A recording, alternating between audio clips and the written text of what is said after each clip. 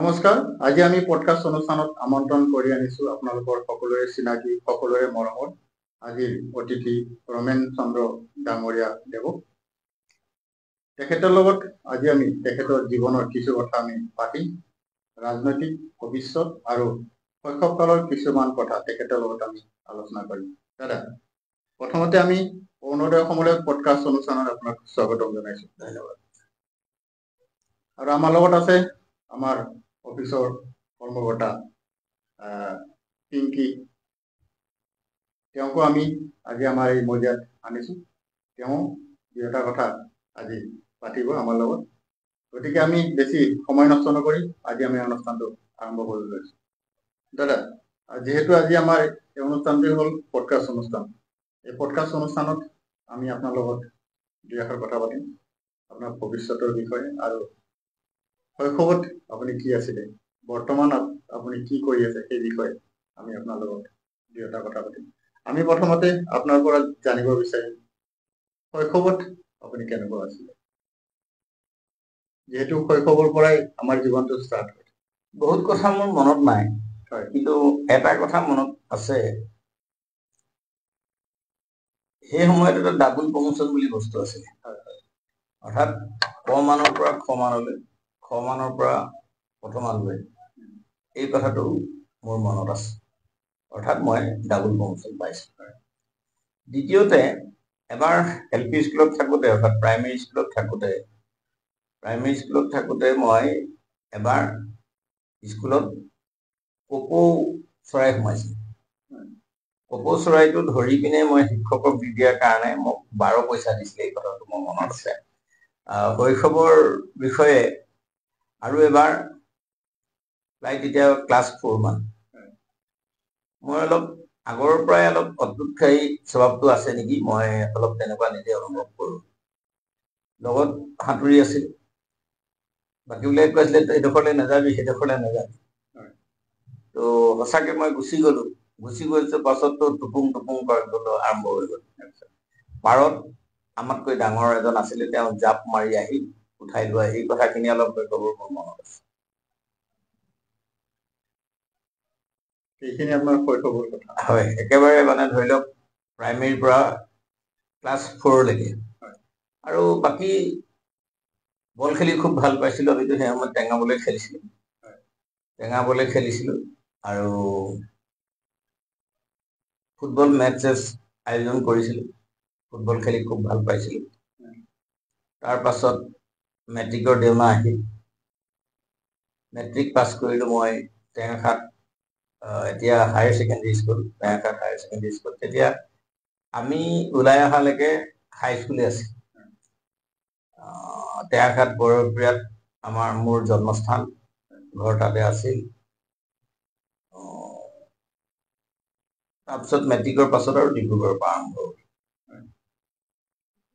এনে আপোনাৰ এই পঢ়া কালৰ জীৱনটো আপুনি কেনেকে ক'ত পঢ়িলে? LP স্কুলটো বৰবিৰা প্ৰাথমিক বিদ্যালয়, হাইস্কুল টেঙাখাত উচ্চ মাধ্যমিক বিদ্যালয় আছিলে, এতিয়া টেঙাখাত উচ্চতৰ মাধ্যমিক বিদ্যালয় হ'ল। তাৰ পাছত আমি ডিব্ৰুগড় হনুমান বক্স সুৰজমল কানে কলেজত নামভৰ্তি কৰিলো। তাৰ পৰা BSc পাছ কৰিলো আৰু BSc পাছ কৰি ডিব্ৰুগড় ল কলেজৰ পৰা ল পাছ কৰিলো। শিক্ষা বুলি ক'লে ইমানতে হ'ল। আৰু যেতিয়া অসম আন্দোলন আছিল 1980 চনৰ পৰা, মই তেতিয়া ডিব্ৰুগড় ছাত্ৰ সন্থাৰ জেনেৰেল ছেক্ৰেটাৰী আছিলো। তাৰ পাছত তেনেকে ছাত্ৰ আন্দোলন সমাপ্ত হোৱাৰ পিছত 85ত যেতিয়া অসম আন্দোলনৰ সামৰণি পৰিল, অসম আন্দোলনত সক্ৰিয় আছিলো আমি। যিহেতু কৈছোৱে হলো ডিব্ৰুগড় ছাত্ৰ সন্থাৰ সাধাৰণ সম্পাদক, জিলা ছাত্ৰ সন্থাৰ বিষয়ববীয়া। আৰু 85 চনত যেতিয়া অসম আন্দোলনৰ পৰিসমাপ্তি ঘটিল, তেতিয়া 86ত ডিব্ৰুগড় মিউনিচিপাল বৰ্ডৰ ৱাৰ্ড কমিশ্যনাৰ হৈছে। আৰু এনেকেই সেই সময়ৰ পৰাই যাত্ৰা আৰম্ভ হৈছিল। আৰু 86ত ৱাৰ্ড কমিশ্যনাৰ হৈছে। আৰু 83 ডিচেম্বৰ 3 পৰাই নেশ্যনেল প্ৰাফিট ট্ৰাকৰ ব্যৱসায় আৰম্ভ কৰিছিলো আৰু পঢ়া শুনাও কণ্টিনিউ হৈ আছিল। আৰু 86ত যেতিয়া এই ৱাৰ্ড কমিশ্যনাৰ হ'লো, সমসাময়িকভাৱে 1988 চনত মই এটা পেট্ৰল পাম্পৰ মালিক হ'লো। উত্তৰটো দিব পৰা নাছিল। আৰু সত্ৰ মহাসংঘৰো সভাপতি আছিলে গোস্বামী ডাঙৰীয়া, তেতিয়া প্ৰয়াত হৈছে, অকণমান নামটো পাহৰিছে, কি গোস্বামী আছিলে। তেখেতৰ লগত মোৰ সম্বন্ধ খুব নিবিড় আছিলে। তেতিয়াও তুমি কি উত্তৰ দিলা সেই প্ৰশ্নটোৰ উত্তৰত? মই বোলো মই একো নকলো। তেতিয়া কৈছিলে তেওঁ যে চবেই হিংসা কৰক, আপুনি হিংসা নকৰিলেই হ'ল বুলি তুমি ক'ব লাগিছিল। সেই উত্তৰটো কিন্তু সেই সময়ত মই নাজানিছিলো, বুজি নাপাইছিলো। গতিকে তেনেকুৱা কিছুমান কথা আছে। কিন্তু তেনেকেও মই 2006 চনত NCPৰ পৰা তিনিচুকীয়াত বিধানসভা খেলিলো। 2009 চনত NCPৰ পৰা ডিব্ৰুগড় পাৰ্লিমেণ্ট খেলিলো। 2021 কংগ্ৰেছৰ পৰা বৰ্তমানৰ মাননীয় মুখ্যমন্ত্ৰী, সেই সময়ৰ নেতা হিমন্ত বিশ্ব শৰ্মা ডাঙৰীয়াৰ বিৰুদ্ধে মই জালুকবাৰীত নিৰ্বাচনত অৱতীৰ্ণ। জালুকবাৰীত নিৰ্বাচনত অৱতীৰ্ণ হোৱাৰ পিছত যিদিনাখন মই 2021 18 মাৰ্চ নমিনেশ্যন দিছিলোঁ, আৰু নমিনেশ্যন দিয়াৰ পিছদিনাখনৰ পৰা 2019 মোৰ ওপৰত বহুত প্ৰেছাৰ আহিছিল যে মই নমিনেশ্যন উইথড্ৰ কৰি ল'ব লাগে, আৰু কিমান কোটি দিব তাৰ কোনো হিচাপ নাছিল, মই ক'ব লাগে। বিভিন্ন ধৰণে মোৰ ওচৰত প্ৰস্তাৱ আছিল, আৰু সেই প্ৰস্তাৱ মই প্ৰত্যাখ্যান কৰিছিলোঁ। মোক কোৱা হৈছিল যে কেন্দ্ৰীয় মন্ত্ৰী ইয়াত বহি আছে, কেন্দ্ৰীয় মন্ত্ৰীয়ে আপুনি য'ত কয় তাতে লগ কৰিব, কিন্তু মই উইথড্ৰ কৰিব লাগে, বহুত আছিল। আৰু সেই সময়ত 2001 চনত যেতিয়া মই জালুকবাৰীত নিৰ্বাচন খেলিছিলোঁ, মই ইলেকশ্যন এজেণ্ট কৰিবৰ কাৰণে কোনো মানুহ পোৱা নাছিল। ইভেন এজন উকিলকো পোৱা নাছিল ইলেকশ্যন কৰিবলৈ। সেই সময়তে মোৰ ল'ৰা লোকালিটি পাছ, সৰু ল'ৰা, সিয়ে ইলেকশ্যন এজেণ্ট হৈছিল। আৰু গোটেই এই নিৰ্বাচনৰ যি উইথড্ৰ কৰাৰ প্ৰস্তাৱ আহিছিল মোলৈ, তাৰ যোগেদি আহিছিল। সিও মোক যথেষ্ট প্ৰেছাৰ কৰিছিল, সুধিছিল what do you want, prestige or power? প্ৰশ্নটো মোৰ কাৰণে অলপ কঠিনেই আছিল। What do you want, prestige and power? আৰু তাক মই উত্তৰ দিছিলোঁ, I want power through prestige. মই মানে এনেই আৰু ৰাজনৈতিক নেতা হ'ব লাগে কাৰণে ৰাজনৈতিক নহয়, কাৰণ মই আপোনাক ক'লো যে ভূপেন হাজৰিকাদেৱৰ ভাৰত ৰত্নৰ প্ৰপ'জেলো মই দিছিলোঁ। শদিয়াত যিখন ভূপেন হাজৰিকাৰ নামত, শদিয়াত যিখন ভূপেন ব্ৰহ্মপুত্ৰৰ ওপৰত দলং হৈছিল, সেইখনো মই ভূপেন হাজৰিকাৰ নামত দিছিলোঁ। সেইখনতো হ'লেই, সেই সময়ৰ প্ৰতিদিন কাকত চালে তাৰ ৰেকৰ্ড পাব। যিহেতু আজি বহুত সময়ত বিভিন্ন ধৰণৰ আজি আদানীক মাতি দিয়া, আম্বানীক মাতি দিয়া, এইবিলাক কথা আন্দোলন হৈছিল। কিন্তু 2008 চনত যেতিয়া ভিভান্তা হোটেল অৰ্থাৎ টাটাক মাতি দিয়া হৈছিল, তেতিয়াও অসমৰ বাতৰি কাকতত বহুত প্ৰতিবাদ হৈছিল।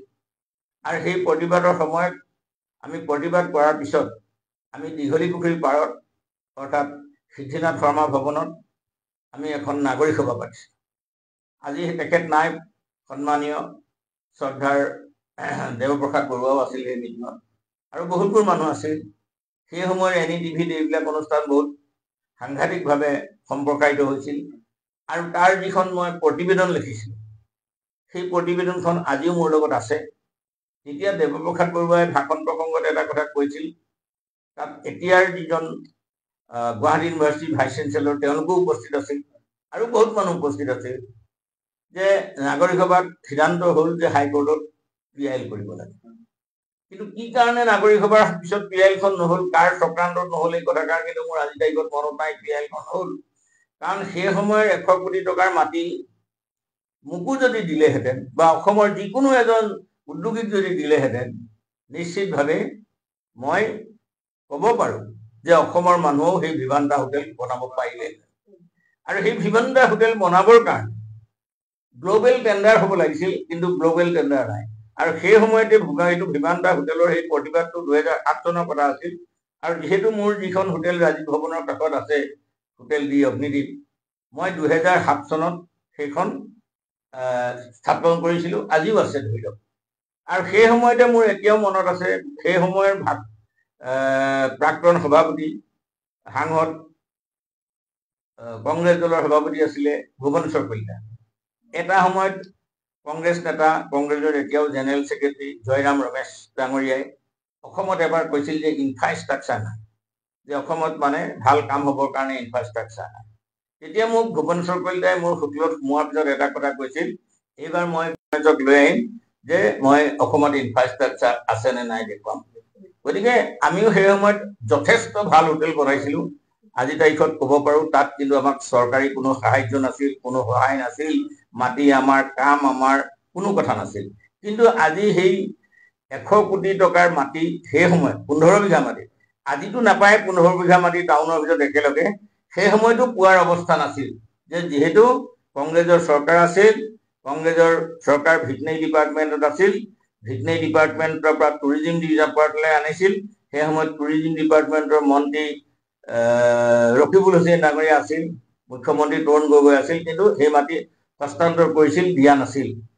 তেতিয়া মোৰ কিছু অভিজ্ঞতা আছে হোটেল সন্দৰ্ভত। যিখন প্ৰতিবেদন মই লিখিছিলো, এতিয়া ইয়াতে আপোনাৰ নভোটেল হোটেল আছে। 2003 চনৰ এটা ৰেকৰ্ডৰ কথা কৈছো মই। সেই তেতিয়া মই পেৰিছত আছিলো নভোটেল হোটেলত। 2003 চনত নভোটেল হোটেলত মই পেৰিছত আছিলো। আৰু সেই পেৰিছৰ হোটেলত থাকোঁতে বুকলেট যেতিয়া চাইছিলো, নভোটেল হোটেলৰ মানে কোম্পানী কনচাৰ্ণটো হ'ল একৰ হোটেল।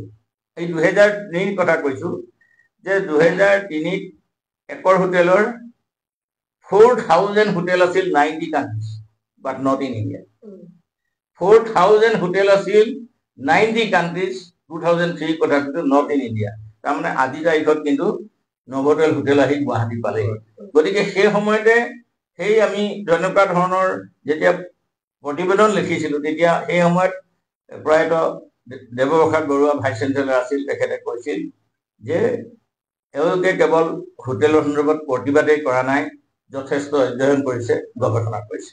গতিকে মই দল বগৰাইছো সঁচা কথা, কিন্তু মই আজিও কৈছো মোৰ হাতত বহু এতিয়াও এনেকুৱা ধাৰণা আছে, এনেকুৱা আইডিয়া আছে যে কাইলৈ ক্ষমতা পালে আমি সেইটো অসমৰ স্বাৰ্থত প্ৰৱৰ্তন কৰিব পাৰো, অসমৰ স্বাৰ্থত প্ৰৱৰ্তন কৰিব পাৰো। মই যেতিয়া হোটেল বনাইছিলো, তেতিয়া হোটেলৰ কাৰণে ছাবচিডি 75 লাখহে আছিল লিমিট। কিন্তু আজিকালিতো এতিয়া যেতিয়া NIPP হ'ল, তেতিয়াতো 100 কোটিলৈকে ছাবচিডি দিয়াৰ কথা কৈছিল। গতিকে আমি যেতিয়া কৈছিলো 75 লাখ, গতিকে মোৰ ৰাজনীতিৰ লগে লগে সামাজিক, ব্যৱসায়িক এই সকলোখিনি আছে। আৰু এটা কথা মই অনুপ্ৰায় দিলে ভুল হ'ব, মোক দল বগৰা বুলি হাঁহি একো লাভ নাই। 2024 6 মাৰ্চত শিলহাকুত মই এখন কিতাপ উদ্বোধন কৰিছিলো, বুলডোজাৰৰ ৰাজনীতি। ভাৰতবৰ্ষৰ মই প্ৰথম মানুহ যেতিয়া তাত আৰ্টিকল প্ৰকাশ হৈছে, সেই কিতাপ এতিয়াও আছে, যে যেতিয়া বিজেপি শাসিত ৰাজ্যসমূহত দিল্লীত যিহেতু পুলিচ ব্যৱস্থাটো সেই সময়ত আপ চৰকাৰৰ লগত নাছিল, কেন্দ্ৰীয় শাসিতৰ লগত আছে, এতিয়াও আছে। উত্তৰ প্ৰদেশ, অসম সকলোতে বুলডোজাৰ ৰাজনীতি চলিব ধৰিছে।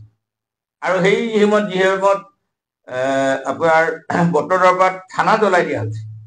সেই সময়তে এই কথাবিলাক লিখিছিলো, আৰ্টিকল পেপাৰটো প্ৰকাশ পাইছিল। এই গোটেই কথাবোৰ লৈ যেতিয়া মই ন্যায়ালয়ক আহ্বান জনাইছিলো, বিজেপি শাসিত ৰাজ্যসমূহৰ বুলডোজাৰৰ ৰাজনীতি এতিয়াই যদি ন্যায়ালয়ে হস্তক্ষেপ নকৰে, তেতিয়াহ'লে এদিন ভৱিষ্যতত নৈৰাজ্য আৰু অৰাজকতাৰ সৃষ্টি হ'ব। আৰু I am the first man in the country যে সেই বুলডোজাৰৰ ৰাজনীতি হস্তক্ষেপ গুৱাহাটী হাইকোৰ্টেও কৰিছিল, সুপ্ৰিম কোৰ্টেও কৰিছিল, বুলডোজাৰৰ ৰাজনীতি বেন কৰিছিল। হোৱাই নোহোৱাইতো আজিও বুলডোজাৰ চলি আছে। যে আদালতৰ অৱমাননা হৈছে নাই মই নাজানো, এতিয়া বাৰু বেদখল উচ্ছেদত হৈছে, সেইকাৰণে হয়তো বুলডোজাৰৰ ৰাজনীতিটা ব্যতিক্ৰম হ'ব পাৰে। কিন্তু কথা হ'ল যে উচ্চতম ন্যায়ালয়, উচ্চ ন্যায়ালয়ে যে যিকোনো অপৰাধীৰে হওক বুলডোজাৰে ঘৰ ভঙাটো অবৈধ বুলি ঘোষণা কৰিছিল আৰু এই খণ্ডত বিষয়াসকলক শাস্তি দিয়াৰ কথা কৈছিল। গতিকে সেইকাৰণে অসমৰ জনসাধাৰণৰ কাৰণে কৈছো, মোৰ দল বুজোৱাটো দলত থাকি কাম কৰিবলৈ নোপোৱাৰ কাৰণেহে মোক বাৰে বাৰে প্ৰতিবন্ধকতা সৃষ্টি কৰাৰ কাৰণে, যেনেকে নল মাৰি খাগৰি হয়নি বুলি কথা এটা আছে। আজিও মই ৰাইজৰ দলত আছো। এনেকুৱা নহয় যে মোৰ ক'ৰবাত বিষয়ভাৱ নথকাৰ কাৰণে বেলেগ কৰিলো। মই তৃণমূল কংগ্ৰেছৰ সভাপতিও আছিলো, আৰু তৃণমূল কংগ্ৰেছৰ যেতিয়া মই সভাপতি আছিলো, তেতিয়া অসমৰ স্বাৰ্থত তৃণমূল কংগ্ৰেছৰ সভাপতি হোৱাৰ আগে আগে মই বহু চৰ্ত দিছিলোঁ। সভাপতি পাতে নাপাতে কথা নাই, কিন্তু মই চৰ্ত দিছিলোঁ।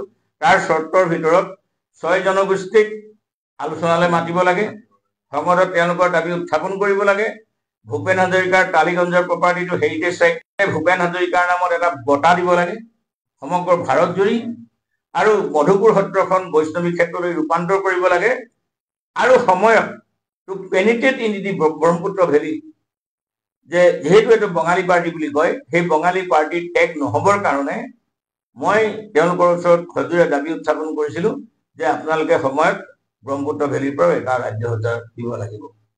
কিন্তু মই ছমাহ থাকিলোঁ। এই ছমাহত TMCয়ে 2011 চনৰ পৰা অসমত প্ৰথমবাৰলৈ পঞ্চায়তত 4টা চিট পাবলৈ সক্ষম হ'ল। এইটো মোৰ নেতৃত্বতে হোৱা।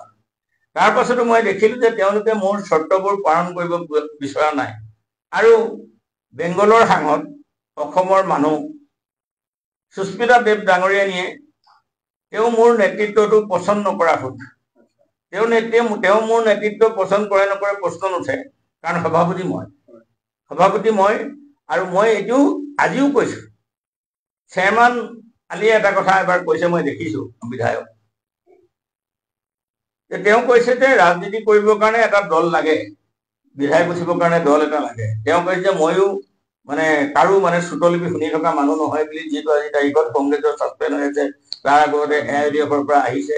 গতিকে আমাৰ নিচিনা মানুহবিলাকৰ অলপ প্ৰতিবাদী কণ্ঠ আছে। গতিকে কেতিয়াবা নেতৃত্বৰ লগত আমাৰ সংঘাত হৈ যায়, কিন্তু আমি ৰাইজৰ বিপক্ষে আজি তাৰিখলৈ কোনো কাম কৰা নাই।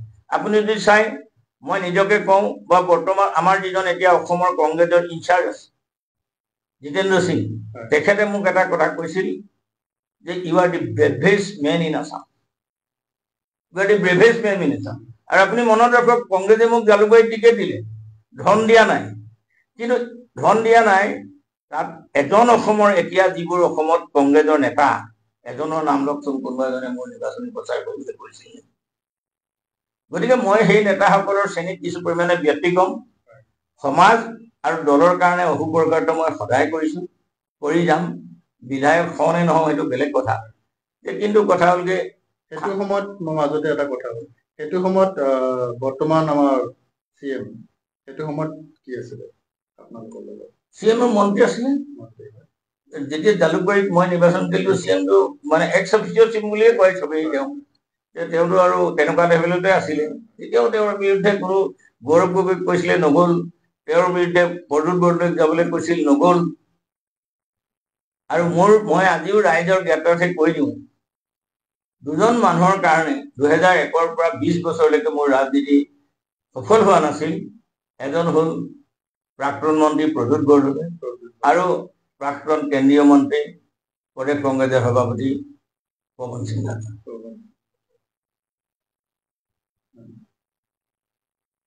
এতিয়া অখিল গগৈৰ নেতৃত্বত ৰাইজৰ দলত মই ৱৰ্কিং প্ৰেচিডেণ্ট হিচাপে আছোঁ।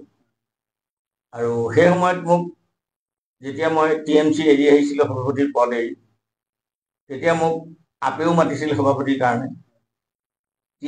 জাতীয় পৰিষদেও মোক একেই, যেতিয়া অখিলে যি দায়িত্ব দিছে তেনেকেই দায়িত্ব দিবৰ কাৰণে মাতিছিল। গতিকে মই অখিল গগৈৰ নেতৃত্বটো এইকাৰণেই পচন্দ কৰিলোঁ।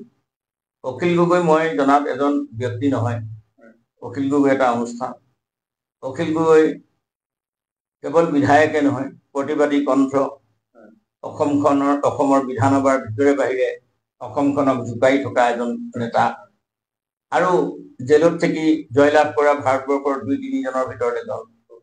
গতিকে মই অখিল গগৈৰ নেতৃত্ব মানি লৈছোঁ, আৰু অখিল গগৈৰ নেতৃত্বত এতিয়া ৰাইজৰ দলৰ ৱৰ্কিং প্ৰেচিডেণ্ট হিচাপে আছোঁ।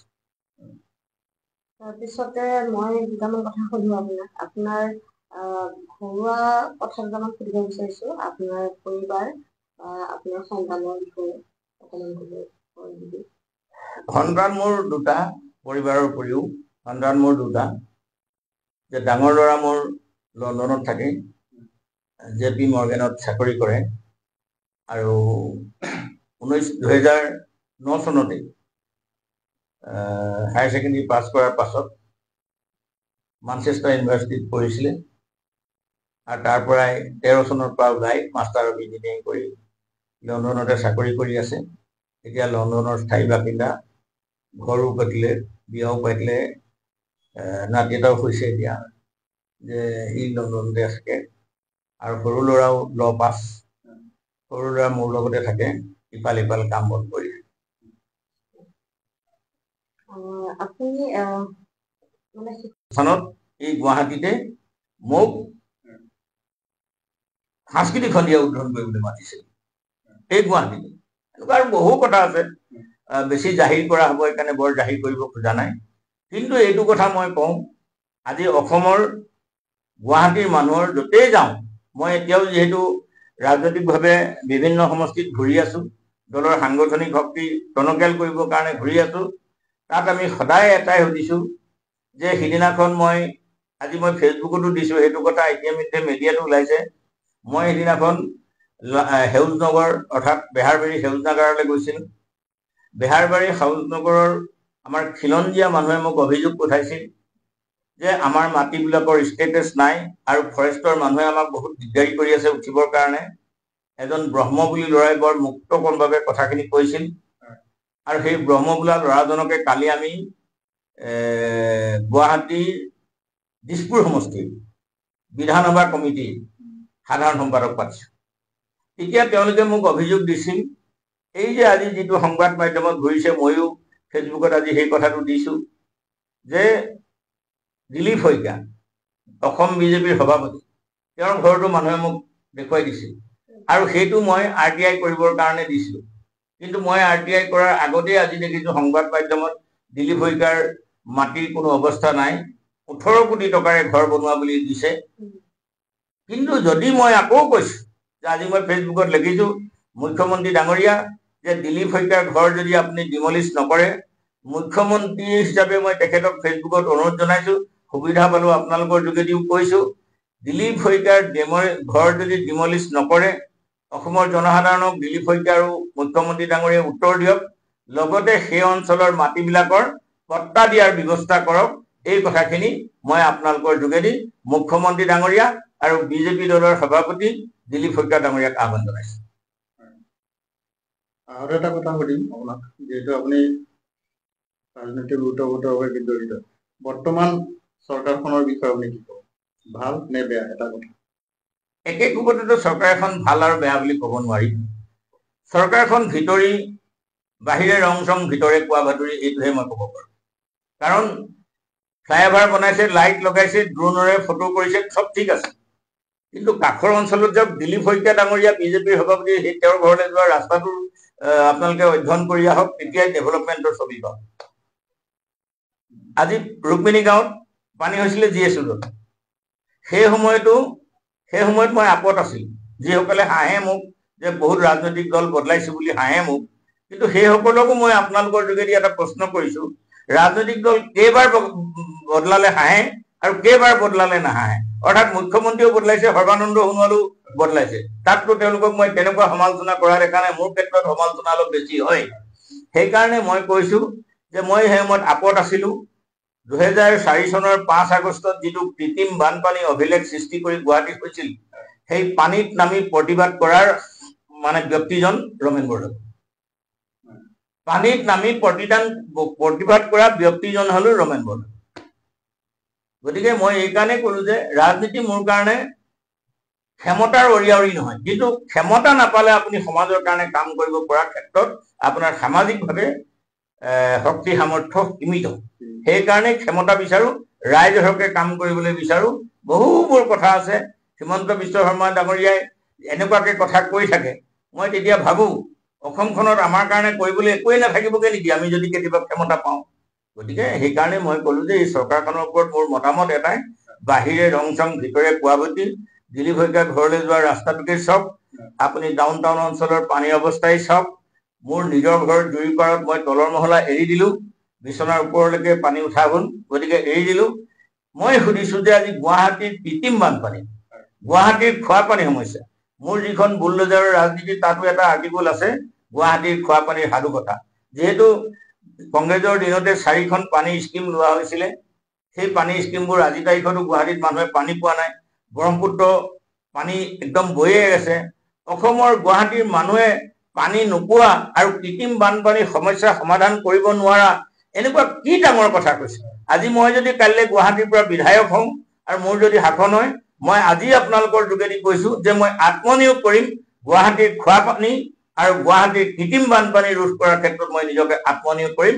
আৰু প্ৰয়োজন সাপেক্ষে যদি মই কৰিব নোৱাৰো, বিধায়ক হোৱাই নাই, তেতিয়াই শুনিলে দাদাৰ মুখেৰে সকলো কথা।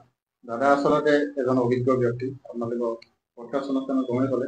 এতিয়া আমি সময় হৈ আহিলে, দাদাক আমি আৰু এটা শেষবাৰৰ কাৰণে এটা কথা সুধিম। যিটো ট্ৰেণ্ডত থকা এটা খবৰ, আমাৰ সাংস্কৃতিক জগতৰ নন্দিনী কাশ্যপ বৰ্তমান ট্ৰেণ্ডত আছে।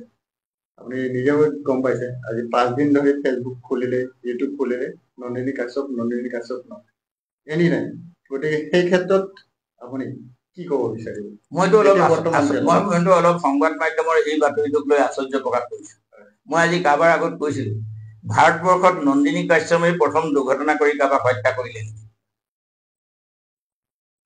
মোৰ এনে অনুভৱ হৈছে যে ভাৰতবৰ্ষত এই গাড়ীৰে খুন্দিয়াই মানুহৰ মৃত্যুবৰণ কৰা ভাৰতবৰ্ষৰ ভিতৰত নন্দিনী কাশ্যপে প্ৰথম নেকি? আজি একেবাৰে হেৰি দিনাখনৰ পৰা আজি তাৰিখলৈকে মানে ডাঙৰ নিউজ নাই, কেৱল নিউজ এইটোৱে হৈছে যে Nandini Kashyap. Any time breaking news. আৰু মই নিজেও নাজানো নন্দিনী কাশ্যপ নেত্ৰী হিচাপে, অভিনেত্ৰী হিচাপে কিমান সফল কাম, মই সেইটোও নাজানো। কিন্তু এনেকুৱাকে নন্দিনী কাশ্যপৰ বাতৰি পৰিৱেশন কৰা কথাটোত সংবাদ মাধ্যমৰ ওপৰত মই আশ্চৰ্য প্ৰকাশ কৰিছো, মোৰ মন্তব্য। তেনেকুৱা ঘটনা আগতেও কিছুমান মই কৈছো, ইয়াৰ আগতে কিবা ৰাজকন্যা বৰুৱানে কাৰোবাৰ হৈছিল, তেতিয়াও হৈছিল। কিন্তু নন্দিনীৰ সন্দৰ্ভত যিমান চৰ্চা হৈছে, ৰাজকন্যাৰ সন্দৰ্ভত এনেকুৱা হোৱা নাছিল। তেতিয়াও কিছুমান মানুহক প্ৰশাসনে, চৰকাৰে অলাগতিয়ালভাৱে শাস্তি দিছিল। কোনোবা বৰুৱা নামৰ এজন ডাক্তৰক মোৰ মনত আছে, আৰু তেওঁক অৱশেষত ন্যায়ালয়ে ক্লিন চিট দিছে, যদিও তেওঁক বহুত দুৰ্ঘৰ অপৰাধী সজাবলৈ চেষ্টা কৰা হৈছিল। গতিকে মই নাজানো এতিয়াও ইয়াতে কি আছে কি নাই, কিন্তু মই এটা কথাই কওঁ যে নন্দিনীৰ ক্ষেত্ৰত আশ্চৰ্য প্ৰকাশ কৰিছো সংবাদ মাধ্যমৰ ৰোলটোত। এনেকুৱা লাগে যে ভাৰতবৰ্ষত এতিয়ালৈকে নন্দিনী কাশ্যপৰ বাহিৰে মটৰ দুৰ্ঘটনা কোনো কৰা নাই আৰু কাৰো হত্যা হোৱা নাই। এইটো বাৰু এনেকুৱা হ'ব পাৰে নেকি, কিবা এটা বেলেগ ঘটনাক ঢাকিবলে সংবাদ মাধ্যমক ব্যৱহাৰ কৰা হৈছে নেকি নন্দিনী কাশ্যপৰ? সংবাদ মাধ্যমটো গণতন্ত্ৰৰ চতুৰ্থ স্তম্ভ। এনেওতো আজি তাৰিখত গুটি মেডিয়া বুলি কোৱা হয়েই। গতিকে সংবাদ মাধ্যমে যদি সেই জালত ভৰি দিছে, তাতকৈ আৰু দুখৰ বিষয় একো নাই।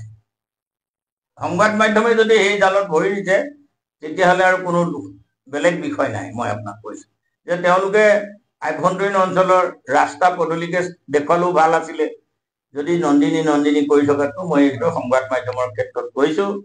আৰু এটা সময়ত ময়ো আপোনালোক যেনেকে সংবাদ মাধ্যমৰ কথা কৈছে, সংবাদ মাধ্যমৰ লগত ময়ো জড়িত আছিলো। চেনেলিষ্ট নামৰ এটা এনেকুৱা পৰ্টেল অনুষ্ঠান মোৰো আছিল, যথেষ্ট ডাঙৰকৈ আছিল। আমাৰ প্ৰায় 2 লাখতকৈ ওপৰত ছাবস্ক্ৰাইবাৰ হৈছিল। কিন্তু আমি কিবা কিবি কাৰণত, অৰ্থনৈতিক কাৰণতে বুলিয়ে কওক, ভাইবল নোহোৱা কাৰণতে আমিও বন্ধ কৰিব লগা হৈছিল। আৰু সেই সময়ৰ পৰাই শুনি আছিলো চৰকাৰে পৰ্টেলবিলাকক আনুষ্ঠানিক মৰ্যাদা দিব, আৰু আনুষ্ঠানিক মৰ্যাদা কিন্তু আজি তাৰিখলৈকে হোৱা নাই।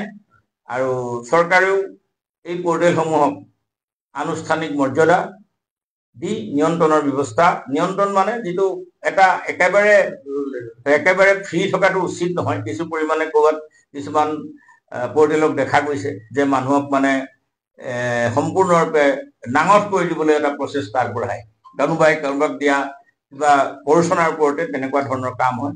সেয়েহে যদি চৰকাৰী নিয়ন্ত্ৰণ এটা থাকে, সকলোৱে লক্ষ্মণ ৰেখা অতিক্ৰম কৰিব নোৱাৰিব। ধন্যবাদ থাকিলে দাদা।